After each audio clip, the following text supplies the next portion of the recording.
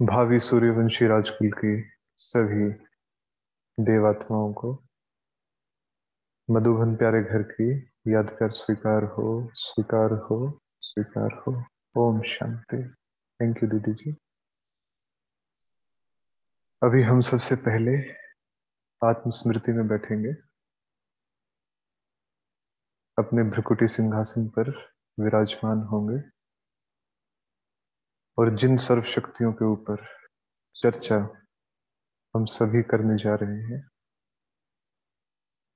जिस सर्वशक्तिवान बाबा ने हमारे मन के मीत में उन शक्तियों की स्मृति हम सभी को दिलाई है, सबसे पहले उसको उसके दिव्य स्वरूप में, निराकार स्वरूप में अपने सामने देखेंगे। हर आत्मा साथी अपने अपने स्थान पे निराकार शिव बाबा को अपने सामने देखे या बाप दादा को अपने सामने देखे। आ गए हैं वो परम धाम से हमारे सामने।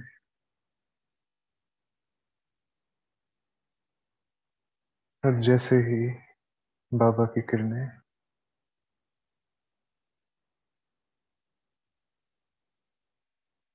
हमारे मस्तक पर गिरने लगी, हाड़ मास का ये शरीर लोप हो गया।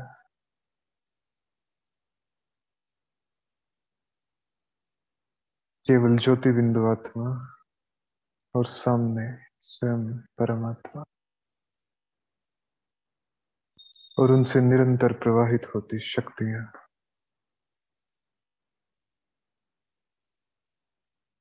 न स्वयं की देह याद है, न कोई बोलने वाला देहधारी याद है।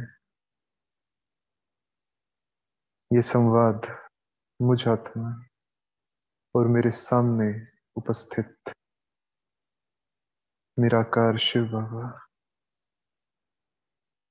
इस जगत के रचयिता, सर्वोच्च सत्ता, सर्वशक्तिवान, ये हमारे बीच होगा।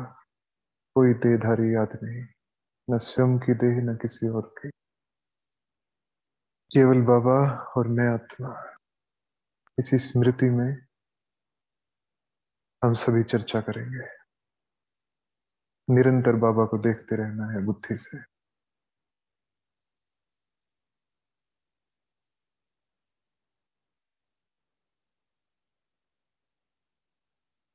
जितनी भी अव्यक्त वाणियां बाप दादा द्वारा चलाई गई हैं, उसमें बाबा अलग अलग विषयों पर अलग अलग चर्चाएं करते हुए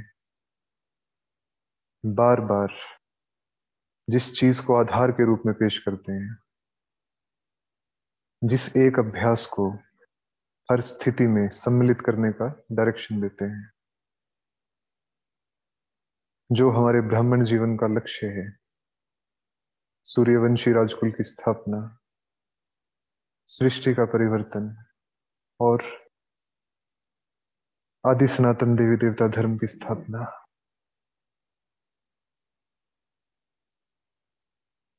हमारी भविष्य राजाई और वर्तमान स्वराज्य, स्वयं पे राज्य और भविष्य में विश्व पे राज्य, इन सभी बातों का, इन सभी कर्तव्यों का आधार बाबा एक ही चीज को बताते हैं। ना गुणों को कहते हैं, ज्ञान को भी नहीं कहते, शक्तियों को कहते हैं। आठों शक्तियां विस्तृत करके 16 शक्तियां बनती हैं, लेकिन विशेषता 8 शक्तियां।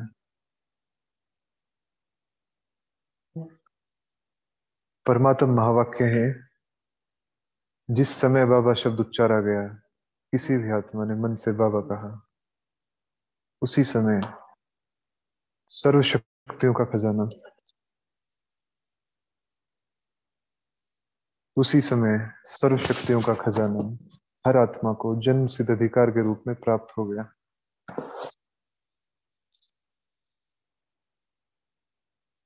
हर आत्मा यथाशक्ति इन शक्तियों को यूज करती है। लेकिन बाबा चाहता है कि सर्व शक्तियों को अथॉरिटी बन के हर बाबा का बच्चा यूज करे, हर ब्राह्मण यूज करे, क्योंकि वो वर्षे के रूप में प्राप्त है, उसके लिए पुरुषार्थ करने की आवश्यकता नहीं है। तो सबसे पहले हम ये जानेंगे कि वो आठों शक्तियां हैं कौन सी। हमारी मिल्कियत जो हमें स्वयं परमात्मा ने जन्मते ही दे दी है, सौंप दी है, उसकी चाबी हमारे हाथ में, वो आठों शक्तियां हैं कौन कौन सी। आप सभी परिचित भी होंगे, फिर भी रिवाइज कर लेते हैं साथ में। पहली परख शक्ति, परखने की शक्ति। निर्णय शक्ति, सहन शक्ति, समाने की शक्ति, समेटने की शक्ति, सामना करने की शक्ति, सहयोग करने की शक्ति और विस्तार को संकीर्ण करने की शक्ति। ये आठों मुख्यतः 8 शक्तियां हैं जो हम सभी आत्माओं के पास हैं। चेतन या अचेतन रूप में ये सभी शक्तियां हर पल, दिन में कई बार कार्य में आती हैं। सुबह से शाम तक यदि हम देखेंगे तो सुबह से शाम तक कई बार ये कार्य में आती हैं। जब हम आत्मस्मृति में बैठते हैं अपने सिंहासन पर, जब मैं आत्मा राजा विराजमान होती हूँ, तो ये शक्तियां अचेतन रूप में भी एक्टिव होती हैं और कार्य में आती हैं। लेकिन भगवान का डायरेक्शन बार बार उस तरफ ध्यान खिंचवाता है कि ऑर्डर प्रमाण चलनी चाहिए ये शक्तियां। अगर हम राजा हैं और ये आठों शक्तियां हमारी कर्मचारी हैं, तो ये ऑर्डर प्रमाण चलनी चाहिए, जैसा कि आज की साकार मुरली का वरदान भी था। मालिकपन की स्मृति द्वारा सब सर्व शक्तियों को ऑर्डर प्रमाण चलाने वाले स्वराज्य अधिकारी भाव। विश्व राज्य का आधार वर्तमान में स्व पे कितना राज्य है हमारा। मैं आत्मा राजा बनकर कैसे अपने मन और बुद्धि द्वारा इन शक्तियों को इस्तेमाल करते हैं, उस पे आधार है। बाबा अष्ट की माला को हमेशा अष्ट शक्तियों की अथॉरिटी से जोड़ते हैं मुरली में। अष्ट में आने का आधार अष्ट है, माना जितना आठों शक्तियों पे संपूर्ण अधिकार, संपूर्ण आधिपत्य, उतना ही माला में बाबा के नजदीक, ब्रह्मा बाप के नजदीक पार्ट। तो अचेतन रूप में जो भी ये शक्तियां काम करती ही हैं, तो क्यों ना थोड़े से अभ्यास से, थोड़ी सी स्मृति से, थोड़े से अटेंशन से हम ये याद रखना शुरू करें कि मेरे पास ये आठों शक्तियां हैं, मुझ आत्मा के पास ये आठों शक्तियां विद्यमान हैं। केवल आत्मस्मृति में रहने की दरकार है। अभ्यास एक ही है जो हम अभी करते हैं, कार्य थोड़ा सा विस्तृत है। आत्मस्मृति में सेट होते ही इन आठों शक्तियों को हम इमर्ज करें। सपोज सुबह से शाम तक आपसे 3 व्यक्ति मिले, उन 3 व्यक्तियों के स्वभाव संस्कार बिल्कुल अलग अलग हैं। किसी को आपसे पैसा चाहिए, किसी को आपसे राय चाहिए, किसी को आपके नजदीक आना है, कार्य व्यवहार में आपके साथ आना है।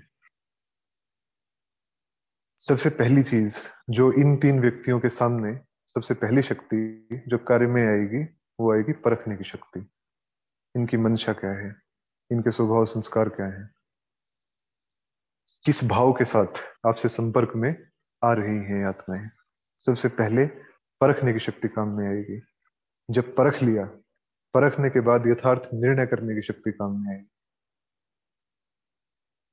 करना है, नहीं करना है। तो दिन में अगर हम बुद्धि से सोचें तो अनेकों बार परखने की शक्ति का भी इस्तेमाल होता है, निर्णय करने की शक्ति का भी इस्तेमाल होता है। घर परिवार में हम आत्माएं सभी रहते हैं, आपस में संगठन में रहते हैं, वहां पे एक दूसरे के संस्कारों का, एक दूसरे के व्यवहार का, कुछ भी जो अप्रिय होता है वो सहन करना होता है आपस में। सहन करने की शक्ति काम में आती है। बच्चे हैं, परिवार है, किसी ने तेज बोल दिया, किसी ने गलत बोल दिया, वहां पे सहन करने की शक्ति काम में आती है। समाने की शक्ति, दिन में अनेकों बातें आती हैं। हर बात को रिएक्ट नहीं किया जा सकता, हर बात का रिएक्शन नहीं दिया जा सकता। तो कई बातों को जानते हुए, समझते हुए, उन्हें बिंदु लगाने के लिए, फुल स्टॉप लगाने के लिए समाने की शक्ति यूज करते हैं हम आत्माएं। फिर समेटने की शक्ति, बहुत विस्तृत कार्य है, बहुत विस्तार चल रहा है घर में, कहीं पे भी, हमारे कार्य क्षेत्र पे।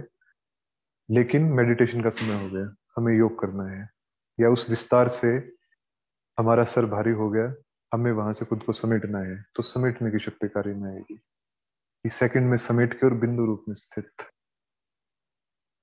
उसके बाद सामना करने की शक्ति। जीवन में अनेकों परिस्थितियां ऐसी आती हैं जिनसे बचा नहीं जा सकता, जिनको किनारे नहीं किया जा सकता। रास्ता एक ही बचता है, आंखों में आंखें डाल के सामना किया जाए उनका। वहां पे सामना करने की शक्ति, कि हम घबराए ना, हम कमजोर ना पड़े, हम पीछे ना हटें, खुद में संशय पैदा ना हो, इस जीवन से निरस ना हो जाए। तो सामना करने की शक्ति उन परिस्थितियों में काम आती है।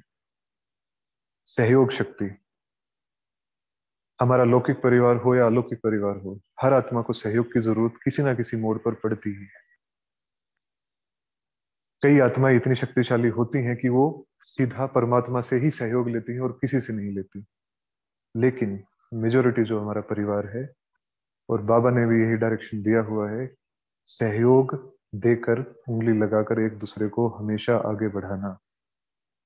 कोई साथी, कोई प्रियजन, कोई भी मदद की आस में यदि है, उस आत्मा को हमें सहयोग देना है, हर हाल में देना है। वहां पे मेरा तेरा, हदों के संकल्प, हद की पूर्वाग्रह वो नहीं चलते, कि यहाँ कैसे करें, वहां कैसे करें।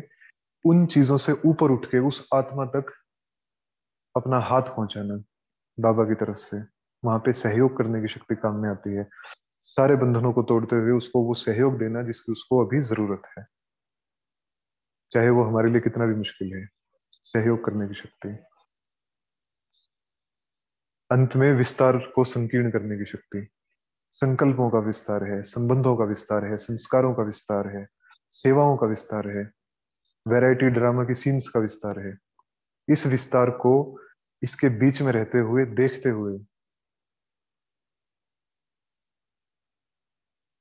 इस विस्तार के बीच में रहते हुए, इन सारी सीन्स को देखते हुए बिंदु रूप में स्थित रहना, अपने सत्य स्वरूप में टिक जाना।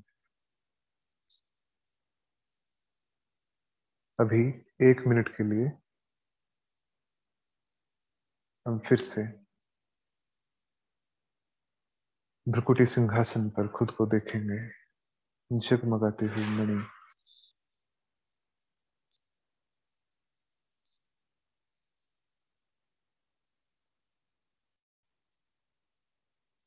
इस पल में जो भी हम महसूस कर रहे हैं, उससे बुद्धि को समेटते हुए, सभी चलते हुए संकल्पों को समाते हुए, अपने आत्मिक स्वरूप में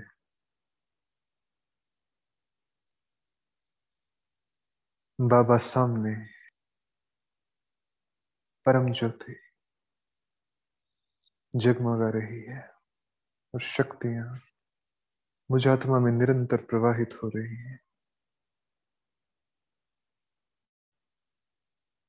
देखें, मुझ आत्मा के चारों ओर 8 बिंदु हैं, 8 शक्तियों के 8 बिंदु।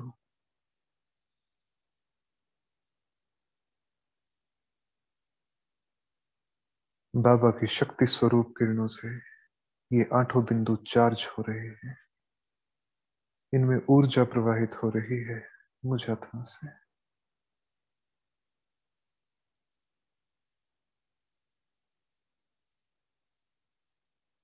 और प्रवाहित होते होते ये चमकदार सितारों की तरह चमकने लगे।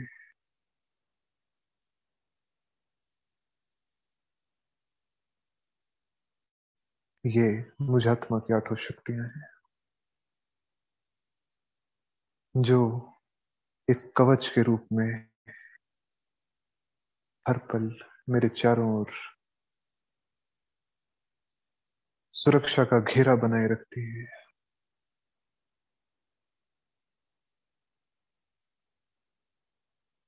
मैं आत्मा इनकी मालिक, जिस शक्ति को जब चाहूं उपस्थित कर कार्य में लगा सकते हो।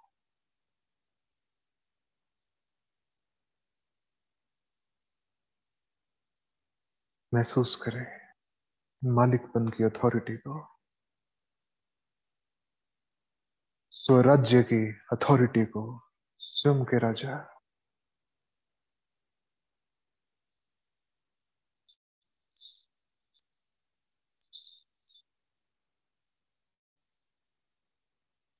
ओम शांति। तो पूरे दिन में ये आठों शक्तियां कार्य करती हैं और हम आत्मा ये महसूस करती हैं कि हम योग में थे और उस समय पे कोई परिस्थिति आई और वो परिस्थिति ऐसी चलेगी जैसे वो आई ही नहीं। उस समय पे जो ये शब्द है कि हम योग में थे, तो उस समय ये हमारी शक्तियां एक्टिव थी और उसने ऑटोमेटिकली काम किया, जो कि बहुत सुंदर अवस्था है। लेकिन अगर बाबा के डायरेक्शन को लें तो बाबा बार बार अटेंशन इस तरफ खिंचवाते हैं कि ऑर्डर प्रमाण चलाइए, परिस्थिति में परखिए कौन सी शक्ति की जरूरत है, सामने परिस्थिति कौन सी है, उस अनुसार शक्ति को डिप्लॉय करना है, शक्ति को आदेश देना है मालिक की तरह। क्योंकि ऑटोमेटिक जब शक्तियां काम करती हैं तो वो बहुत अच्छा है, करती हैं वो काम। लेकिन यदि हम परिस्थितियों को परखने में नाकाम रहे, अगर एक परिस्थिति हमारे सामने आई और हम नाकाम हो गए उसे परखने में, हम समझ नहीं पाएंगे कि कौन सी शक्ति की कमी थी या जो हुआ हमारे साथ वो कैसे हो गया। थोड़ी सी 2% हार की फीलिंग कैसे आई वो समझ नहीं पाएंगे। लेकिन यदि पूरी मालिकपन की अथॉरिटी में और इस अभ्यास के साथ ये चारों तरफ हैं और इनको समझते हुए हर परिस्थिति को दूर से ही देखते हुए सुरक्षा के घेरे में आराम से बैठे हैं, अंदर कोई हलचल नहीं, बाहर है परिस्थिति, आएगी, प्रहरी खड़े हैं, गार्ड खड़े हैं, पहले गार्ड से निपटेगी वो, उसके बाद राजा तक।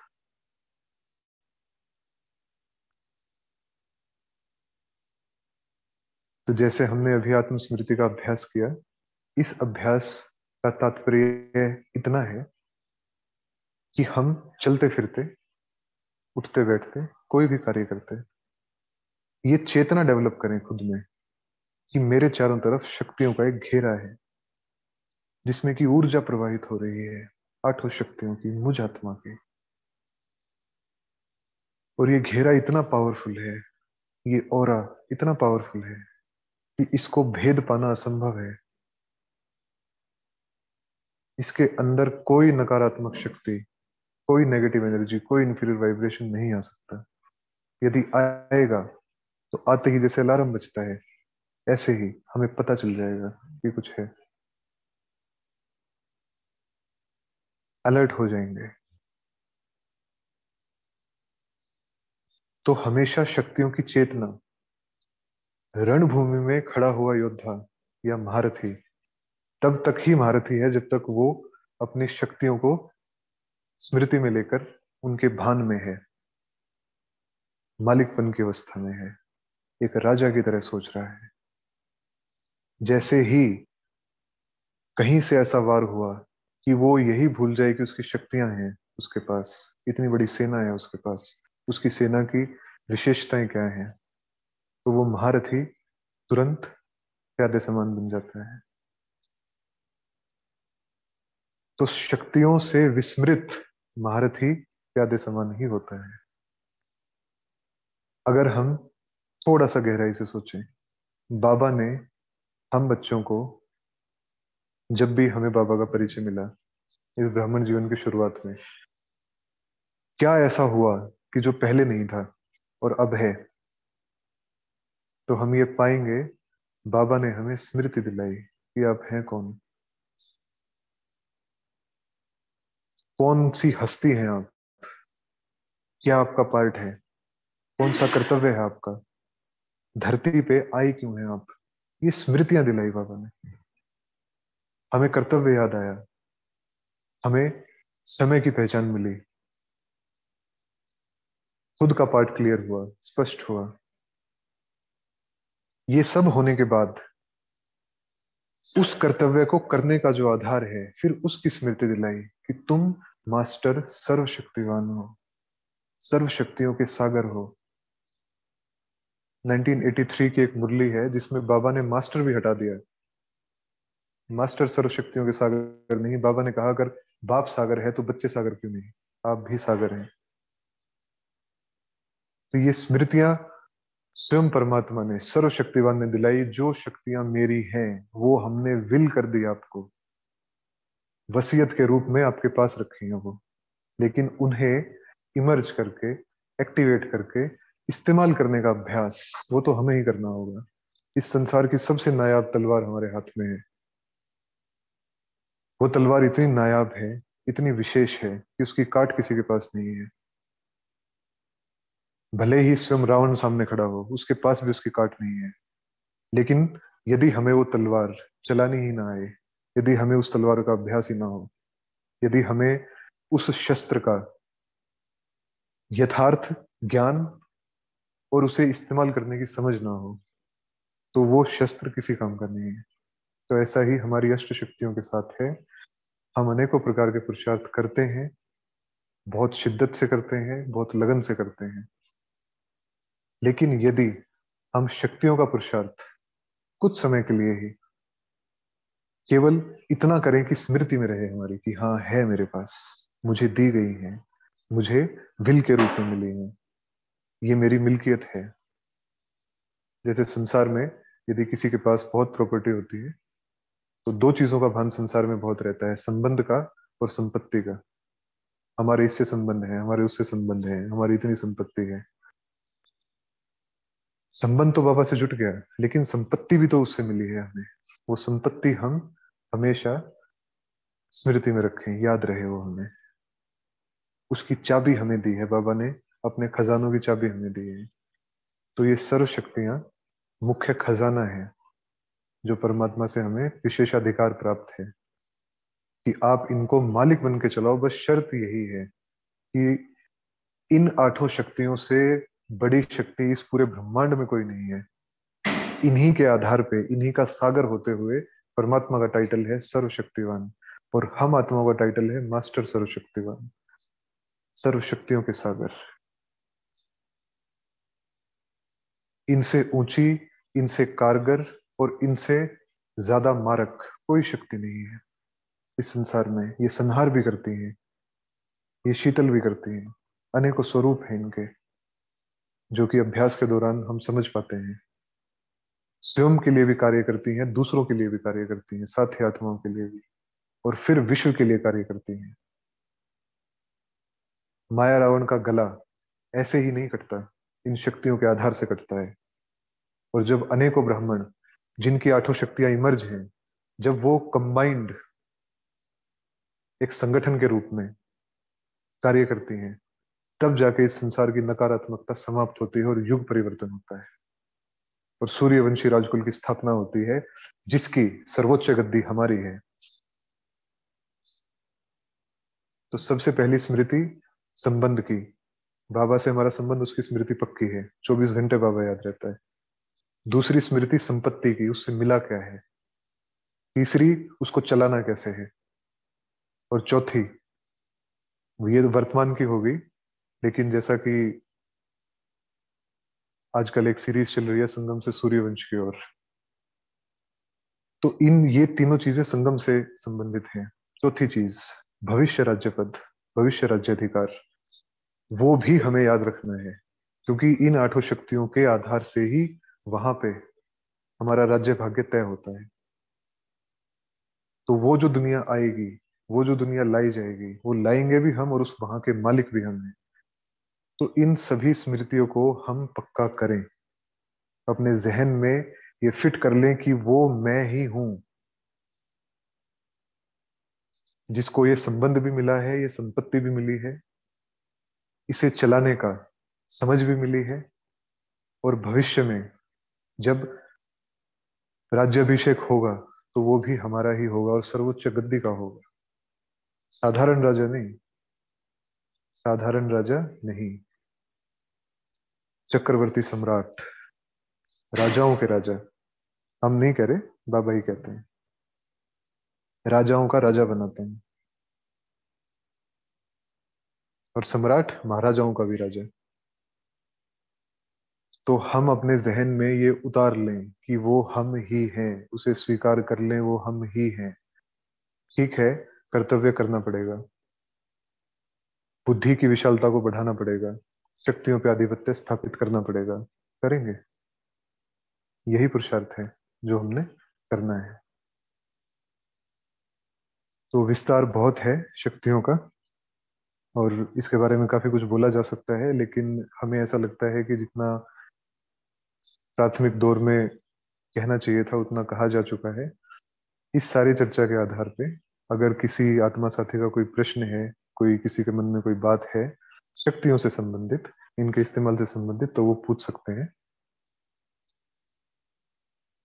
लेकिन हैंड रेज करके और एक एक करके पूछेंगे तो सभी को सहज समझ में भी आएगा और बताने में भी आसानी रहेगी। ओम शांति। ओम शांति भाई जी। भाई बहनों से एक क्वेश्चन विशेष आता है, ज्यादातर की परिस्थितियां आती हैं लेकिन हमें पता नहीं चलता कि उस परिस्थिति में कैसे हम सब कौन सी शक्ति का यूज करें। तो इसके लिए हम क्या अभ्यास करें और कैसे आइडेंटिफाई करें कि किस परिस्थिति के लिए हमें कौन सी शक्ति की जरूरत है। कई बार होश बाद में आता है, बाबा कहता है कि पर्टिकुलर समय पे शक्ति यूज नहीं होती। तो उसके लिए अभी से हम क्या तैयारी करें या क्या विशेष अभ्यास करें कि कैसे हम टाइम पे परफेक्ट शक्ति का यूज करना सीख सकें, प्लीज बताएं। Thank you. ओम शांति भाई जी। भाई जी काफी यथार्थ प्रश्न है, और सबसे पहला प्रश्न यही होता है हर एक का, हम सभी का भी यही होता था। इसको हम ऐसे समझें कि यदि हमें खुले मैदान में क्या चल रहा है दूर दूर तक वो देखना है, तो हमें एक ऐसी शिखर या एक ऐसी चोटी ढूंढनी होगी जिससे चारों ओर का सब कुछ दिखाई दे और स्पष्ट रहे सब कुछ, कि इस दिशा में क्या है, इस दिशा में क्या है और इस दिशा में क्या है, ताकि हम यथार्थ निर्णय ले सकें। तो परिस्थिति में कौन सी शक्ति यूज होगी इसको आइडेंटिफाई करने के लिए, जैसा कि अभी अभ्यास हुआ कि स्वराज्य की सीट पे हम सेट रहे हैं, जब हम अपने पूर्णतः आत्मिक स्वरूप में और मालिकपन की स्मृति में रहेंगे। आठों शक्तियां हैं सामने हमारे स्मृति में, और हम मालिकपन की अवस्था में हैं, और फिर हम किसी परिस्थिति को देखेंगे। आमतौर पे होता क्या है कि परिस्थिति आते ही सबसे पहले घबराहट आती है, सबसे पहले संशय आता है, और ये प्रश्न आता है कि ये क्या आ गया, अब क्या होगा, अब क्या करेंगे। इस चीज को चेंज करके कोई भी परिस्थिति हो, कितनी भी बड़ी हो, सबसे पहले वेट, रुकिए, ठहरिए, सोचिए। सबसे पहली स्मृति, मैं अष्ट शक्तियों की मालिक, सर्वशक्ति सागर, मास्टर सर्वशक्तिवान, जो अच्छा लगे। सबसे पहले अपनी मालिकपन की सीट पे वो याद आए कि मेरे पास ये आठ शक्तियां हैं, मुझे हिलने की जरूरत नहीं है, मेरे पास आठ कर्मचारी हैं, कर्मचारी करेंगे काम। करने के संस्कार नहीं, कराने के संस्कार। राजाएं कभी कार्य नहीं करते, वो कराते हैं। कराने के संस्कार। तो सबसे पहली स्मृति, परिस्थिति कॉन्शियस ना होके शक्ति कॉन्शियस। ठीक है, परिस्थिति विकराल है, लेकिन हम भी थोड़े कम थोड़ी हैं, हम भी तो हैं। हम भी मास्टर सर्वशक्तिवान हैं, सर्व शक्तियों के मालिक हैं, सर्व शक्तियों की अथॉरिटी हैं हम, जिसको बाबा ऑल माइट अथॉरिटी कहता है। ऑल माइट, संपूर्ण शक्ति, संपूर्ण शक्तियों की अथॉरिटी। तो अपनी शक्तियां याद आए, परिस्थिति आई, शक्तियां याद आई। जिस पल में शक्तियां याद आ गई, जिस पल में मालिकपन की स्मृति आ गई, ऑटोमेटिकली ही शक्तियां काम करना शुरू करेंगी, और हमें पता लगेगा कि ये परिस्थिति इस कारण से आई है और इसमें इस शक्ति को इस्तेमाल करना है। तो पहली बार में हो सकता है परसेंटेज में कमी रह जाए, दूसरी बार में हो सकता है थोड़ी सी कमी रह जाए, लेकिन 3-4 बार करने के बाद ऑटोमेटिकली हमें समझ में आ जाएगा और शक्तियां और अच्छे से इशारे से काम करने लगेंगी। फिर ऑर्डर भी देने की जरूरत नहीं है, वो इशारे से चलेंगी। लेकिन एक बार हमें परिस्थिति से ध्यान हटा के खुद की शक्तियों पे लगाना हो, फिर दूसरी बार भी लगेगा, फिर तीसरी बार भी लगेगा, और फिर एक नेचुरल नेचर बन जाएगी कि परिस्थिति आगे पीछे घूमती रहे 24 घंटे, लेकिन हम अपनी शक्तियों के घेरे में महफूज हैं एकदम। और जो हमारे आसपास वाली आत्माएं हैं वो भी महफूज हैं, उनके भी सहयोग में हम उसको लगा सकते हैं। बहुत सुंदर भाई जी, काफी अच्छा एक्सप्लेन किया आपने। अभी हम सुमन बहन ने हैंड रेज किया है, सुमन बहन को इनवाइट करेंगे, वो अपना क्वेश्चन पूछेंगे। सुमन बहन आप पूछ सकते हैं। ओम शांति भाई जी। अ, जब शक्तियों का यूज करना होता है उस टाइम शक्तियां याद ही नहीं रहती, भूल जाते हैं हम लोग। फिर बाद में याद आता है कि हमें ये शक्ति यूज करनी थी, तब तक निकल जाता है। तो इसके लिए बताइए कुछ। दीदी जी, जैसा अभी अभी ही चर्चा हुई कि शक्तियां किसकी हैं, शक्तियां मुझ आत्मा की हैं। तो शक्तियां तब तक याद नहीं आएंगी जब तक हम आत्मिक स्वरूप में स्थित नहीं होंगे, क्योंकि देह की शक्तियां नहीं है। ये शरीर तो कमजोर है, ये शरीर तो अदना सा है, नहीं है इसके बस का कुछ। और यदि इसकी स्मृति आ गई तो कमजोर पड़ जाएंगे। तो जिसकी शक्तियां हैं, मान लो अजमेर का राजा है, लेकिन ऑर्डर दे रहा है चित्तौड़ की आर्मी को, चित्तौड़ की सेना को, नहीं सुनेगी वो, क्योंकि वो राजा ही नहीं है उनका। वो तो अपने राजा की तरफ देखेगी कि हमारा राजा इशारा करे तो हम फतेह कर देंगे। तो शक्तियां आत्मा की हैं, शरीर की नहीं है। सबसे पहला जो स्टेप है वो यही है कि आत्मिक स्मृति। आत्मिक स्मृति आ गई, अपना स्वराज्य याद आ गया, तो शक्तियां भी खड़ी हो जाएंगी आपके पहरे में, क्योंकि उन्हें अपना राजा दिख गया कि हमारा राजा एक्टिव हो गया है। एक्टिव होते ही सारे दरबारी एक्टिव अपने आप। तो थोड़ा सा जब अ, हम कभी भी बैठे या चलते फिरते, हम आत्मिक स्मृति का अभ्यास करें कि मैं आत्मा और ये मेरी शक्तियां, मैं आत्मा और ये मेरी शक्तियां। शरीर के भान को हटा दें। इसीलिए ये चर्चा शुरू होने से पहले बाबा को बुलाया गया था, उसको सामने बिठाया गया था कि हम अपनी देह को भी याद ना करें और जो बोल रहा है उसकी देह को भी याद ना करें। हम केवल ये देखें कि ये संवाद आत्मा और परमात्मा के बीच हो रहा है, और कोई नहीं है, कोई जूम नहीं है, कोई संगठन नहीं है, कुछ नहीं है, केवल वो है और मैं हूँ। है ना, वो इसलिए अभ्यास कराया गया था ताकि देह की स्मृति हमारी हटे। तो पहला अभ्यास यही है शक्तियों को एक्टिव करने का, कि हम आत्मिक स्मृति में स्थित हों। तो अब थोड़ा सा अभ्यास करेंगे, आपको अनुभव होने लगेगा। बहुत सुंदर भाई जी, बहुत सुंदर बताया आपने। आत्मिक स्मृति सबसे बेस्ट बाबा ने बताई है, क्योंकि जैसा बताते हैं, जब से देवता वाम मार्ग में गए, कहीं ना कहीं आत्मिक स्मृति को भूला तो वो वाम मार्ग में पहुंचे। और धीरे धीरे बाबा हमें सिर्फ विशेष यही कहता है कि हम आत्मिक स्मृति में टिकें। तो हम आगे सेजल बहन को इनवाइट करेंगे, उन्होंने हैंड रेज किया है, वो पूछेंगे अपना क्वेश्चन। सेजल बहन। ओम शांति भाई जी। ओम शांति। कभी कभी परिस्थितियां ऐसी आ जाती है कि हम हिल जाते हैं। मतलब कुछ समझ में नहीं आता है कि कौन सी शक्ति कैसे यूज करें। इतनी परिस्थितियां, मतलब अपन उसको चुनौती ऐसे स्वीकार करते हैं कि मैं उस एक खेल समझते हैं, फिर भी हम हिल जाते हैं। तो आत्मिक स्वरूप में टिक तो जाते हैं, लेकिन उन शक्तियों को यूज नहीं कर पाते। क्या कारण है? दीदी जी, हमारे पास वही बहुत नायाब तलवार है, लेकिन 20 साल से रखी हुई है। हमें याद है कि तलवार है, हमें चलाना भी आता है, लेकिन रखी हुई है, धार नहीं लगी है उसमें। है ना, खुरदुरी हो गई है।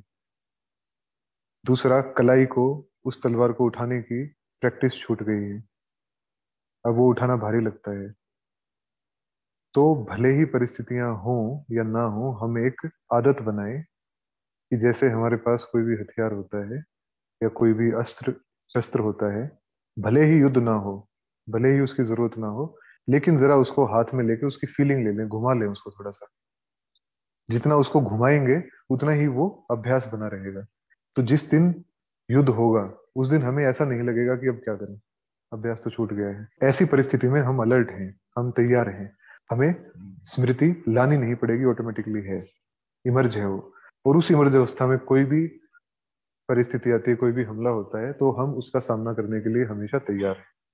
तो इसलिए ये जो शक्तियां हैं, परिस्थिति के समय से ज्यादा जब हम बैठे हैं, जब हम सो रहे हैं, जब हम खा रहे हैं, हम उसमें देखें कि ये मौजूद हैं, मेरे आसपास मौजूद हैं, चारों तरफ घेरा बना के, वीआईपी की तरह, है ना। संसार की महान हस्तियां हैं आप, अकेले क्यों चलना है, अकेले नहीं चलना, अपनी शक्तियों का घेरा बना के सिक्योरिटी गार्ड साथ में लेके वीआईपी की तरह रहना है। तो थोड़ी सी हम इनको साधारण समय में जब परिस्थितियां नहीं है, अगर उस समय में इनकी चेतना को बढ़ाएंगे, उस समय में इनको याद रखेंगे, तो और ज्यादा इफेक्टिवली कार्य करेंगे, हमें हलचल महसूस नहीं होगी उस परिस्थिति में।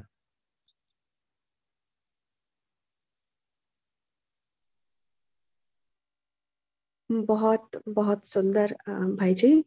मुझे भी ऐसा लगता है कि कहीं ना कहीं हमें अपनी अष्ट शक्तियों की उतनी जानकारी भी नहीं है, जिसको कहते हैं रियलाइजेशन।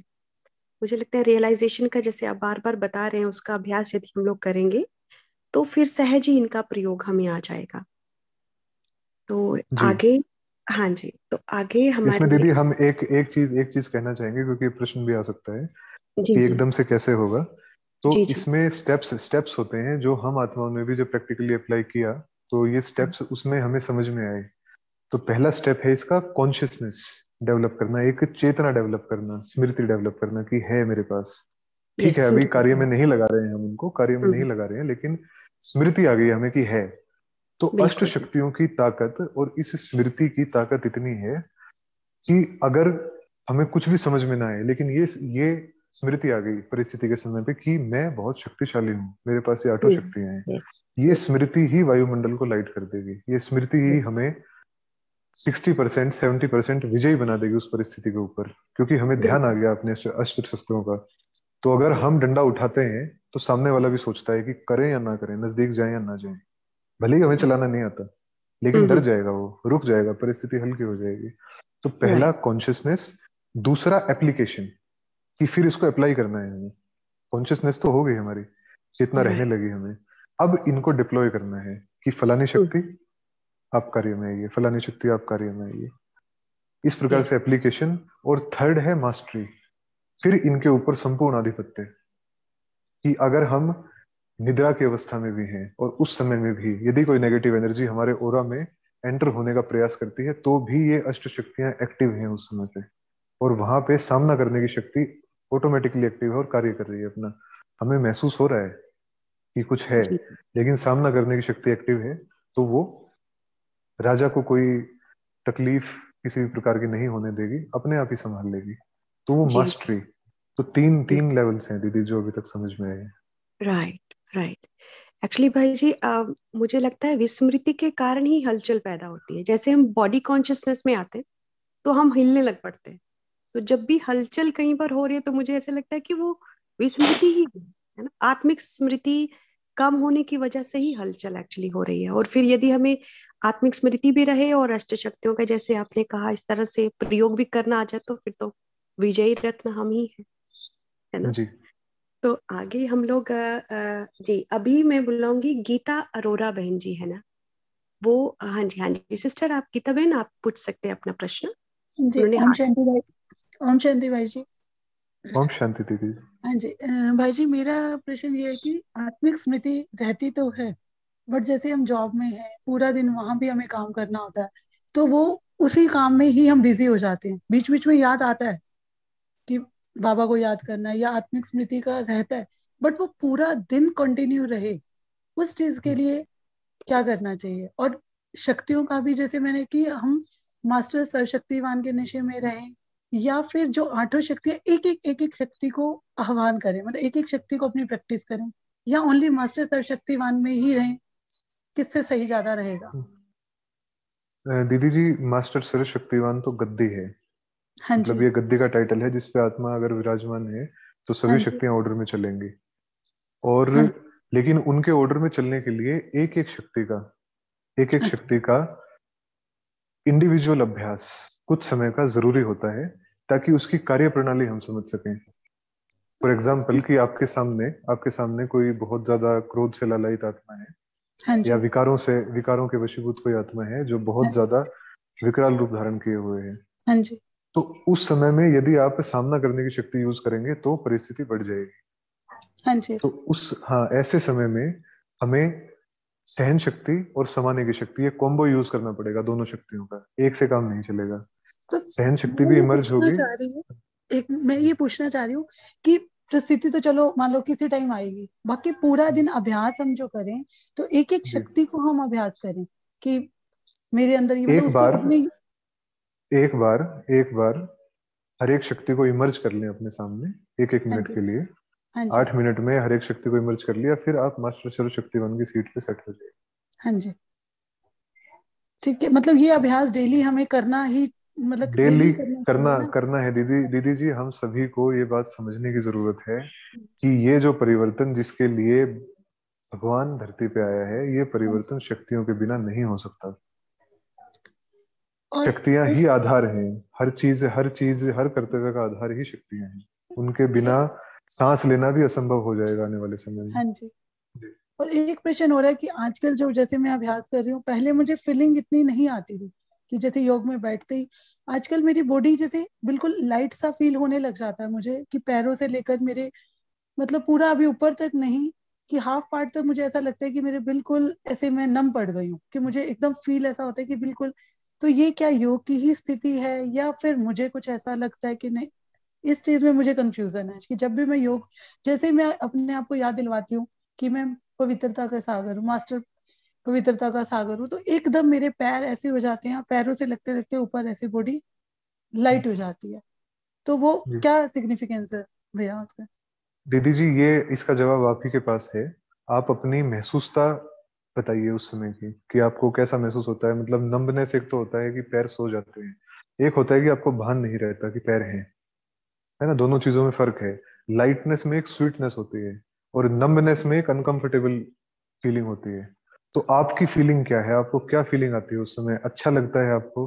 आप उसमें लंबा समय टिकना चाहते हैं, या आपको लगता है कि कुछ हो तो रहा है लेकिन समझ में नहीं आ रहा कि क्या हो रहा है? आपको उस समय क्या महसूस होता है?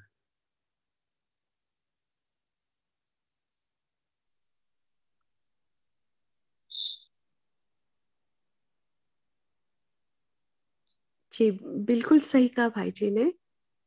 आनंद की स्थिति यदि होगी तो योग है। एम आई राइट भाई जी? हाँ जी दीदी, मतलब वो ना हाँ जी, आनंद की ब्लैक एंड स्थिति। व्हाइट में आंसर नहीं किया जा सकता इन चीजों को। हाँ हाँ। वो महसूसता पर क्या है सामने वाले की, जी वो जी। उसके ऊपर डिपेंड करता है कि वो स्थिति अच्छी है या क्या है। अगर सामने हाँ, वाला नेगेटिव महसूस कर रहा है तो स्थिति अच्छी नहीं है, इसका मतलब फिर नहीं है कुछ अच्छी। और हाँ, है। फिर वो कुछ और ही है। हम्म। वो फिर अगर योग वो नहीं। हाँ, अगर आनंद की स्थिति में है और उनको ये लग रहा है कि इसी स्थिति में ही रहना है, इसी में ही वेरी रहना है, गुड। जैसे हम जब हम बॉडी लेस होते हैं तो उसी यस। में ही रहने का मन करता है, आने का, देखने का, सुनने का कुछ मन नहीं करता। तो जी जी। महसूसता पे डिपेंड करता है कि क्या स्थिति है। कह सकते हैं, राइट। तो गीता बहन आप खुद जज करेंगे इसको, है ना? ये क्या है, ये आपको पता चलेगा। बिकॉज आप उस अनुभूति में हैं। तो यदि, जैसे भाई जी ने कहा, यदि आप हल्का महसूस कर रही हैं और आपको आनंद फील हो रहा है, अतीन्द्रिय सुख में यदि आप जा रही हैं और टिकना चाहते हैं उस स्थिति में, तो ये योग ही है डेफिनेटली। लेकिन यदि कुछ और आपको विचलित हो रही हैं, या कुछ और है, तो वो अनुभूति कुछ मतलब वो योग से रिलेटेड नहीं है। क्योंकि योग तो हम्म। है ही अशरीरी होना, जिसमें शरीर में रहकर ही आत्मा सुख दुख का अनुभव करती है। तो यदि इससे परे हम हो जाते हैं और परमात्मा की याद में खो जाते हैं, तो वो परमानंद की स्थिति होती है। एनीवे, आगे हम चलेंगे। आगे बीपी सिंह भाई जी हैं। भाई जी, आप अपना प्रश्न पूछे। ओम शांति भाई जी। ओम शांति भाई जी। जी भाई जी बताइए। ये कंफ्यूजन रहता है कि कभी कभी हमें शक्तियां जैसे यूज करना है, उसमें कंफ्यूजन होता है। एग्जाम्पल के लिए जैसे हम ले रहे हैं कि सहन करना और समाना, जी। सामना करना या समाना। हम्म। जैसे हम किसी आत्मा के सम्मुख हुए किसी परिस्थिति बस, तो हमें ये कभी कंफ्यूजन होता है कि हमें उसको सहन करूं या कभी हमें लगता है कि उसकी जो रिएक्शन है उसे हम सामना करें। जी। ऐसे में कभी कंफ्यूजन होता है कि कभी हमने रिएक्ट कर दिया, मे बी वो जी। आत्मा कितनी दर्द में थी, इससे उसका दर्द बढ़ गया। या जी। हमें कभी कंफ्यूजन होता है कि जैसे वो जो रिप्लाई दे रही है उसे हम समाते जाएं। जी। तो बाद में कभी ये रियलाइज होता है कि वो हमने ठीक किया, संभाल लिया। कभी ये लगता है कि नहीं, हमें तो वहां रिएक्ट करना चाहिए था, जिससे उस आत्मा को एक लेसन मिलता कि वो ठीक नहीं कर रही। जी। ये कंफ्यूजन कल फेस करता हूँ। भाई जी, सहन करने की शक्ति जो होती है वो, सपोज हमारी गलती है और उस गलती का कोई रिएक्शन दे रहा है और उसमें हम सहन कर रहे हैं उनकी सारी चीजों को, जो भी वो कह रहे हैं या कर रहे हैं, तो सहन करने की शक्ति वहां तो इस्तेमाल हो ही रही है। लेकिन असल में जब हम देख रहे हैं कि हमारी कोई गलती भी नहीं है, कुछ भी नहीं है, लेकिन सामने परिस्थिति खड़ी है और वहां पे यदि रिएक्ट किया तो वो परिस्थिति और ज्यादा बढ़ जाएगी, सामने वाले के लिए भी हमारे लिए भी। उस स्थिति में सहन करना अर्थात जो वो नेगेटिव एनर्जी सामने वाले की हमारी तरफ आ रही है ना, कोई भी इमोशन है तो वो इमोशन माना एनर्जी इन मोशन, वो एक एनर्जी है, वो पॉजिटिव भी हो सकती है, नेगेटिव भी हो सकती है। तो इस केस में वो नेगेटिव है, वो एनर्जी हमारी तरफ आ रही है और वो एक रिएक्शन जनरेट करेगी हमारे अंदर से। तो सहन करना अर्थात जो वो एनर्जी आ रही है उस एनर्जी के सामने एक कवच खड़ा कर देना। माना आपने सहन शक्ति का आवाहन किया तो सहन शक्ति आ गई और वो उस कवच से टकरा के हट गई, आप तक पहुंची ही नहीं, उसका आपके ऊपर कोई रिएक्शन नहीं। क्योंकि वो एनर्जी अगर आप तक पहुंच गई, आत्मा तक पहुंच गई, तो वो रिएक्शन जनरेट करेगी, आपको भी गुस्सा आएगा, आपको भी दो बातें कहने का मन करेगा। तो सहन शक्ति माना डिफ्लेक्ट कर देना उस नेगेटिव एनर्जी को, हटा देना उसको। सहन करने का अर्थ हमें ये समझना होगा, ये नहीं होता कि हमने सुन लिया लेकिन बोला नहीं कुछ। सहन करने का अर्थ कंप्लीटली अप्रभावित, अनअफेक्टेड, कोई प्रभाव नहीं सामने वाले की नेगेटिविटी का। अगर हमने सुन लिया मतलब वो एनर्जी हम तक पहुंची, लेकिन हमने बोला नहीं कुछ, मुख से नहीं बोला, लेकिन अंदर में संकल्प हमारे चलने लगे, ये कहना चाहिए था, ये बोलना चाहिए था, उसको ऐसा कर देते, कल जब मिलेगा तो उसको उसको ये कहेंगे, परसों जब मिलेगा तो ये करेंगे, ऐसा करेंगे। तो संकल्प अगर चल गए तो सहन शक्ति ने काम तो किया, लेकिन 20% ही काम किया बस। सहन शक्ति का यथार्थ यूज माना सामने वाले की नकारात्मकता पहुंची ही नहीं हम तक, वो डिफ्लेक्ट हो गई, दूर, गंदगी दूर, नहीं पहुंची हम तक। तो सहन शक्ति अर्थात अनअफेक्टेड, उस परिस्थिति से समाने की शक्ति। आपने कहा समाने की शक्ति में और सहन शक्ति में अंतर ये है कि समाना अर्थात बहुत कुछ है जो कहा जा सकता है और यथार्थ है वो जो कहना है उस समय पे, लेकिन सामने वाले की भी बातों को, स्वभाव संस्कारों को समा लेना। सपोज सामने वाले का हमें पता है कि वो एक पर्टिकुलर प्रकार के स्वभाव में चलता है, उसका वो स्वभाव है, उसका वो संस्कार है। मान लो बातों को घुमाने का संस्कार है, या चीजों से पीछे हटने का संस्कार है, कोई भी संस्कार है, बात बात पे सामना करने का संस्कार है, जहां पे जरूरत नहीं है वहां पे। उस संस्कार को जानते हुए, पहचानते हुए उसको समा लेना, कि हमें पता है कि ये आत्मा ऐसा ही करेगी, तो उस चीज को समा लेना अपने अंदर कि कोई बात नहीं, फिर भी जैसा न्यूट्रल व्यवहार होना चाहिए वैसा ही करते रहना। तो हमने उसके संस्कार को, स्वभाव को समा लिया जानते हुए। समाना अर्थात मर्ज कर लेना। जैसे आपने समाने की शक्ति का आवाहन किया, आपके चारों तरफ आ गई, वो घेरा बन गया एक, और फिर सामने से आप एनर्जी को आते हुए देखिए और वो मर्ज हो गई इसके अंदर, डिफ्लेक्ट नहीं हुई, वो कहीं गई नहीं, वो मर्ज हो गई इसके अंदर, समा लिया आपने सब कुछ। समाने के बाद इसका थोड़ा सा विस्तार और है कि ये स्वयं के लिए तो यूज होती है, लेकिन सामने वाली आत्मा के लिए भी यूज होती है। सपोज कोई आत्मा बहुत विकारों से पीड़ित है, कोई भी विकार हो सकता है, वो मोह भी हो सकता है, काम भी हो सकता है, क्रोध भी हो सकता है। हम उसकी अपनी समाने की शक्ति से उस आत्मा के विकारों को भी समा सकते हैं, जिससे कि कुछ समय के लिए विकारों का प्रभाव उसकी बुद्धि से हटेगा और जो यथार्थ चीज है वो उसको रिसीव कर पाएगी। हम ये नहीं कहते कि समाने की शक्ति हमेशा के लिए खत्म कर देती है उसको, क्योंकि हिसाब किताब भी होते हैं साथ में, लेकिन कुछ समय के लिए उन विकारों का प्रभाव उसकी बुद्धि से हटेगा, वो यथार्थ चीज समझेगा और फिर निर्णय ले सकेगा, उस स्थिति में पहुंचेगा वो। वरना जो मरणासन की स्थिति में है उसको ऑक्सीजन मिलेगी थोड़ी सी कुछ समय के लिए, अगर उसमें सांस चल गई तो बहुत अच्छी बात है, फिर वो सांस लेता रहेगा। तो समाने की शक्ति दूसरी आत्माओं पे भी यूज होती है।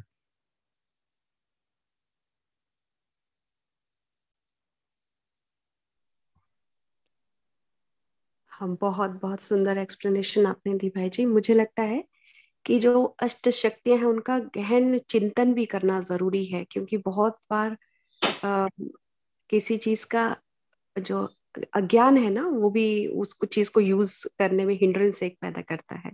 तो और ज्यादा गहराई से अपनी अष्ट शक्तियों को समझने की जरूरत है, और फिर धीरे धीरे जितना गहन चिंतन हम लोग करेंगे तो डेफिनेटली कहीं ना कहीं वो इमर्ज रूप में आ जाएंगे, हाँ वरना यूज कर पाएंगे उनको हम।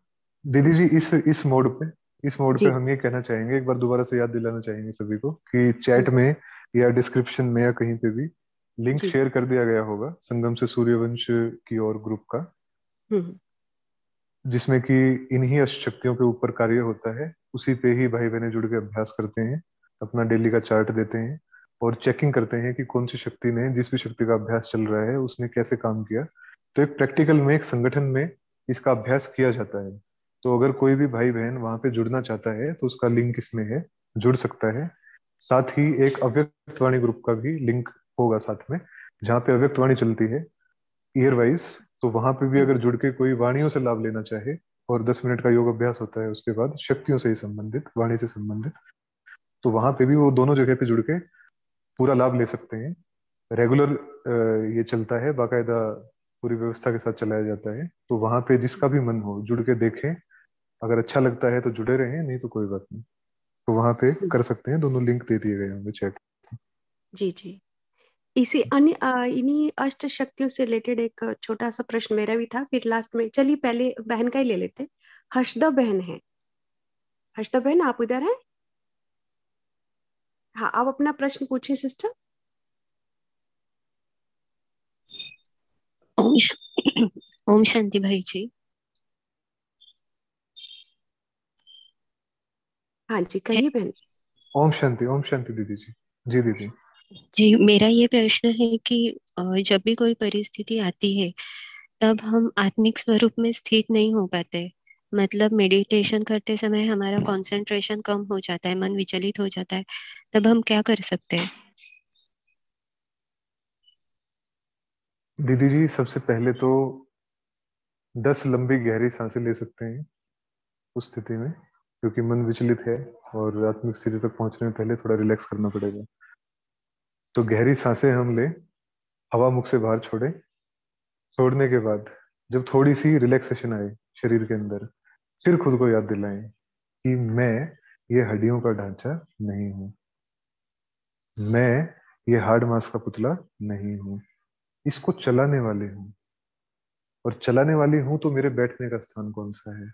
वो है आंखों के पीछे और ब्रेन के नीचे, दोनों कानों के बीच में,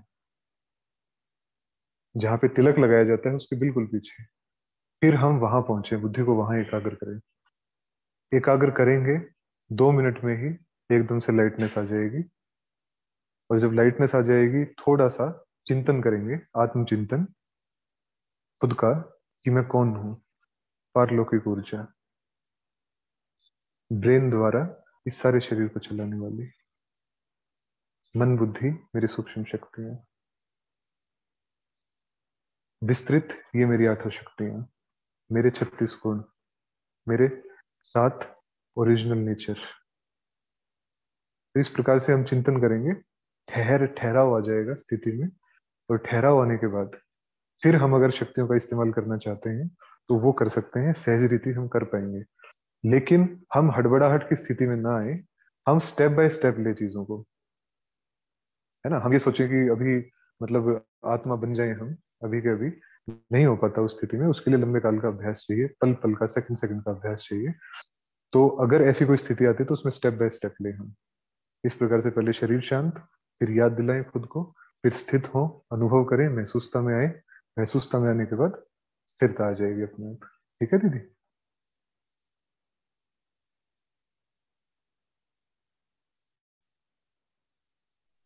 जी, बहुत बहुत सुंदर आंसर दिया भाई जी। मुझे लगता है कि जैसे आपने बताया कि आत्मिक स्थिति में हम लोग इस तरह से स्थित रहे कई बार, उस समय ये चीजें भी अभ्यास के बाहर होती हैं, क्योंकि हम लोग कहीं ना कहीं ट्रैप होते हैं, है ना, इस तरह से परिस्थिति में। तो जैसे आपने कहा कि सेकंड बाय सेकंड अभ्यास जरूरी है, ताकि उस समय वो चीजें इमर्ज हो जाए। तो ये ना हो कि हम परिस्थिति में ही याद करें खुद को कि हम आत्मा है। आपके अनुसार जैसे सेकंड बाय सेकंड, मतलब हमें हर समय ये अपना अभ्यास चलाते रहना है कि हम आत्मा है, और कैसे आत्मा को शक्तिशाली बनाने की जितनी विधियां हैं वो हमें, जैसे बाबा के ज्ञान का मनन चिंतन है, मंथन है ना, मेडिटेशन तो हम करते हैं, तो धीरे धीरे परिपक्वता उस चीज में आना शुरू हो जाती है।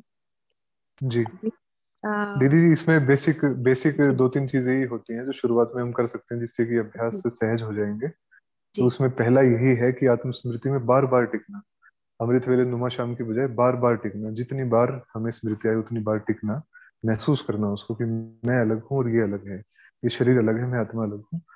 और दूसरा, जब हम खुद को देखते हैं तो हमें सामने वाले भी दिखने लगते हैं उसी में, पॉइंट ऑफ लाइट। तो पहले हाँ जी, स्वयं को हम आत्मा देखें, फिर आत्मिक दृष्टि का अभ्यास करें, ये भी राइट, आत्माएं हैं, ये भी आत्माएं हैं। अपने परिवार में ही हम शुरुआत कर सकते हैं इस चीज की। बहुत जी सुंदर, एक संबंधों में भी सुंदरता आ जाएगी, हमारे भाव जो है वो भी थोड़ा डिटैच होने लगेंगे, और बहुत राइट। अच्छे से हम चीजों को चला पाएंगे स्मूथली। तो खुद को भी आत्मा और आत्मिक दृष्टि दूसरों के प्रति, तो बहुत इससे हेल्प मिलेगी सभी को इस अभ्यास में शक्तियों को एक्टिवेट करने में। जी जी। तो बहुत बहुत शुक्रिया भाई जी, आपका बहुत बहुत शुक्रिया, आपने अपना इतना कीमती समय हमें दिया। और आगे भी हम आपसे काफी इस तरह का मंथन सुनना चाहेंगे, क्योंकि हम जो अपने लौकिक परिवार में हम मैदान में हैं, तो हमें बहुत ज्यादा मदद मिलती है इस तरह के चिंतन से। तो आपसे अनुरोध है कि आगे भी आप हमें जरूर समय दें।